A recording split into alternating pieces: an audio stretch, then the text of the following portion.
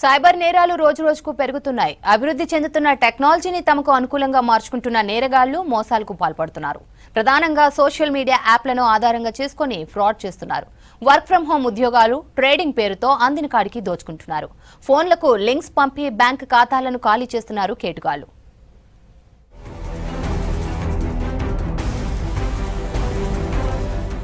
Cyber నేరగాళ్లు రోజుకో route మార్చుతున్నారు.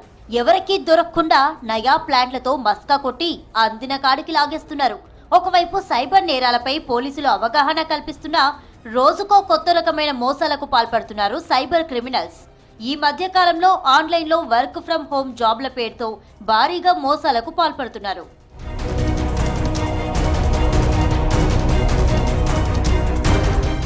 Work from home ఉద్యోగాల ముసుగులో అమాయకులను మోసం చేస్తున్నారు సైబర్ నేరగాళ్లు.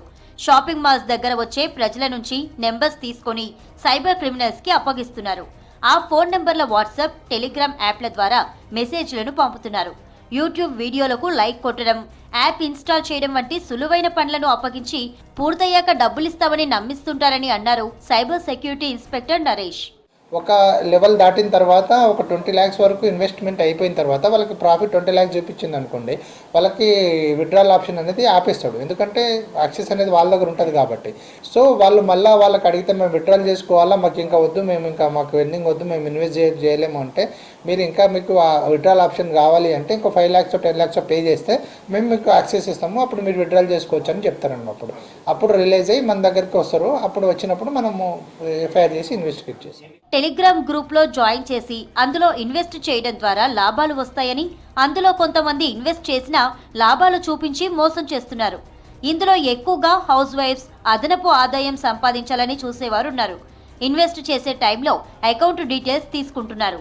మొదట లాభాలు వచ్చాయని చూపించి ఆ తర్వాత పెద్ద మొత్తంలో పెట్టుబడులు పెట్టించి మోసాలకు పాల్పడుతున్నారు.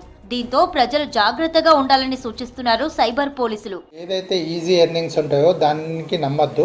ఎవరైనా మీకు ఇంట్లో కూర్చొని వర్క్ ఫ్రమ్ హోమ్ జాబ్ ఇస్తాము, పర్సెంటేజ్ అంటే ఒక 50,000ని 1 lakh చేస్తాము, 10 lakhs చేస్తాము అంటే నమ్మకూడదు. ఏదైనా అమౌంట్ ఏదైనా డబ్బులు పే చేసి వచ్చేది ఉండే అది రాదు మనకి. సో ఎవరైనా ఇన్వెస్ట్మెంట్ పేరు మీద ఎవరైనా మోసాలు ఇట్లా మీకు వర్క్ ఫ్రమ్ హోమ్ జాబ్ ఇస్తాము, ఇన్వెస్ట్ చేయండి, దాన్ని డబుల్ చేసి ఇస్తామంటే నమ్మకూడదు. దానికి ఏదైనా డిఫ్రాడ్ అయితే మాత్రం 193 కంప్లైంట్ చేయాలి. వర్క్ ఫ్రం హోం, పెట్టుబడులలో అధిక లాభాలు వంటి మోసాల మాటలను నమ్మవద్దని అంటున్నారు పోలీసులు. సోషల్ మీడియాలో వచ్చే లింక్స్ ను ఓపెన్ చేయవద్దని సూచిస్తున్నారు.